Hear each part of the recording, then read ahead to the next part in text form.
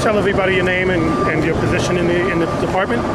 Jeff Thomason, Oakland Police Department, PIO. You know, today at this protest, there was an enormous amount of police. It seemed like there were more police, maybe 2 to 1 from my estimation, than demonstrators. Why such a large crowd? And I'm asking this, having gone to other events, including festivals here, Raider games and what have you, and we didn't see such a large police presence. If you notice what's going on in the last couple weeks with the last 3 protests that happened in the city of Oakland, they've all ended up in acts of violence. And we have cars burned, businesses, their glass broken, and people have gotten hurt. Actually, cameramen have been hurt here, and a couple other acts of violence that have been taking place. And so what we listen to as the citizens of Oakland, citizens are saying that they don't want these businesses destroyed, they don't want cars set on fire, and that's what we're here to do, to make sure that we're in a prevent mode, to prevent any damage from taking place. We're all for people protesting peacefully. If people want to come out here, we understand this is a very sensitive situation, what's going on. We understand people don't like the police right now. We don't want to incite anything, but in turn, if we don't have our units out here to prevent something from happening, then something will happen and then we get questioned later on. Let me ask you, when you say the citizens are making this demand, how do you ascertain those demands? Is it through phone calls? Is it through representatives? And how does that counter with the demonstrators, with so many people that are having a hard time dealing with the police? How do you balance that versus I'm trying to remember all those questions, but well, I was asking about, let me rephrase it, I'm sorry. I was asking how you were able to, get this information about citizens demanding. Where's that coming from? Our department policy here in Oakland Police Department is community policing. We always set up community meetings every week, once a month, with the community. And the community always gives us input on what they want the police to do and how they want us to react.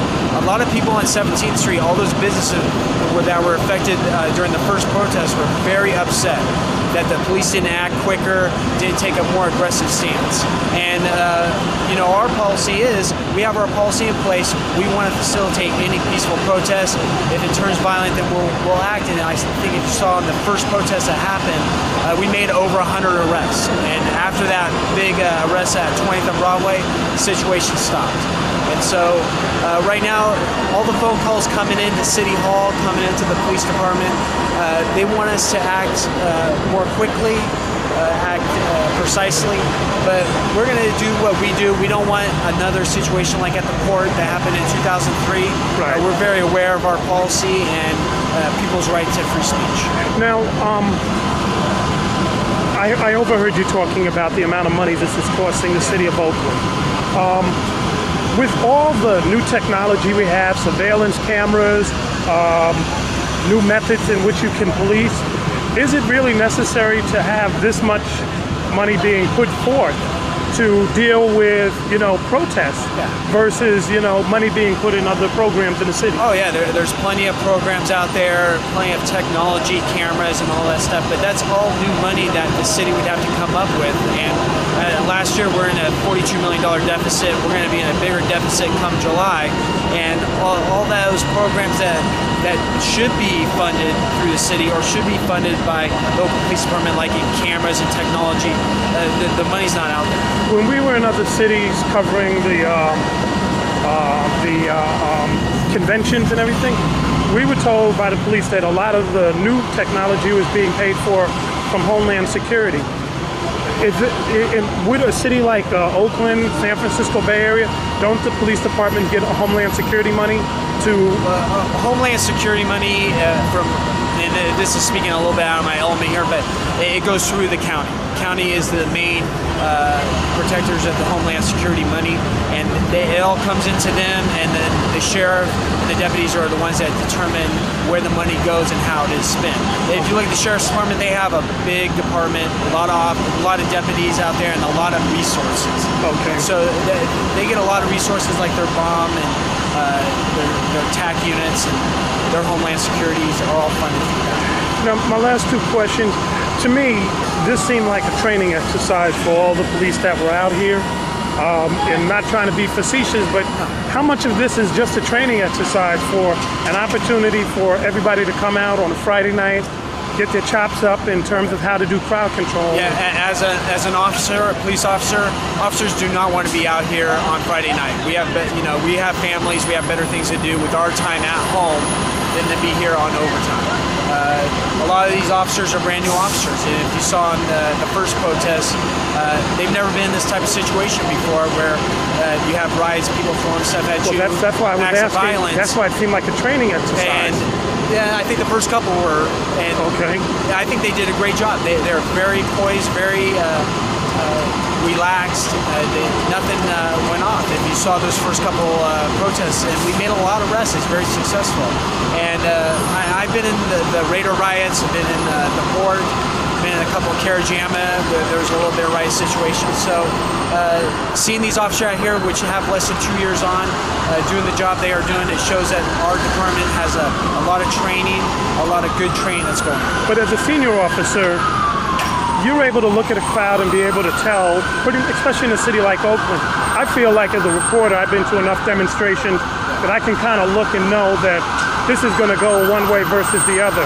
Do you all have that sort of perspective on it? Yeah, I mean, we've all thought that way sometimes, but we've all known from our experience that at the end of these protests, the peaceful ones are going to come and be peaceful. They're going to come out here, and it's going to be a great time, and they can get their message out. It's when it's time to go home and it's time to disperse. That's when people have a problem, especially the ones that are the rogue elements that want to be out here and cause But violence. that rogue element is like less than 50 people, it seems like. I know the first night it was less than 50 people, and it just seems like that so many people that can be easily contained. Sometimes it's difficult for the police to determine who is that rogue element, who is the peaceful protest. Okay. And my last question, one of the things that has come up has been, how should I phrase it? When the Oscar Grant situation took place, granted Oakland PD did not have anything to do with that. It was the BART police. But one would think that maybe there would be divisions within the Oakland police, or even the Oakland Police Department giving a statement on how they would feel or how they viewed this sort of situation. The same way that we heard from community organizations and different unions have spoken to say that they had a particular feeling on it. There's a police union in Oakland. Why not give a position on that? The police union is separate than the Oakland Police Department. I'm speaking for the Oakland Police Department. And we're a law enforcement agency representing the city of Oakland, and to come out with a personal view on some sort of, on a situation that happened while it's an ongoing investigation. And I mean, this is a new investigation that just happened on New Year's Eve, and then to come out and to comment on an investigation by another police agency is doing, I think would be irresponsible. We understand, especially being here, that we've done a lot of investigations. We don't want people commenting on our investigations, especially when they're brand new and we don't know what's going on. In this situation, it's a little different because there's a lot of videotape out there, and there's no question about what happened.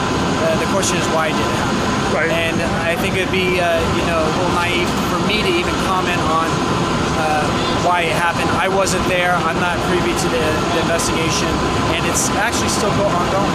And are you guys actively investigating what's happening in terms of, I think, the BART police? If I remember, the city councilwoman said that, or no, there's nothing like no connection at all? No, BART police has their own police department. They have their own internal affairs division. They have their own investigators. They're their own department, and they can do their own investigations. So Oakland doesn't have any jurisdiction over that? Not over their internal investigations. Obviously, the Alameda County District Attorney asked us to come in as a third party and look over the investigation, the homicide investigation, which we did and we're still doing. Okay. I appreciate that. Thank you very much. Bye-bye.